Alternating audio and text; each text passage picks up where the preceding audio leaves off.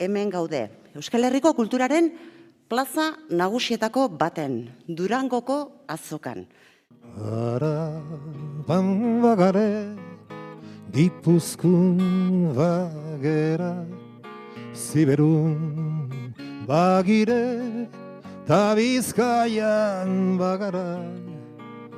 Araban bagare, Gipuzkoan bagera, Ziberun bagire. Kultura ez dira liburuak eta diskak bakarrik. Kultura asoziazioa, lana, elkarlana ere dira. Horregaitik, bereziki eskerrak eman nahi dizkiot Gerediaga elkarteari aurtengo azoka zailtasun guztiekin aurrera eramateagatik. Industria kulturala komunitate bati zentzua emoten dutzen elikagai espiritualen ekoizlea da. Eta kultura adierazpide nagusietako bat hizkuntza izanik, euskal komunitatearen sorkuntza artistiko, espiritual eta oro har kulturalaren agerpide nagusia Durangoko azoka dugu. Sortzaile eta ekoizleen plaza eta erakustoki izatea izan behar du helburu.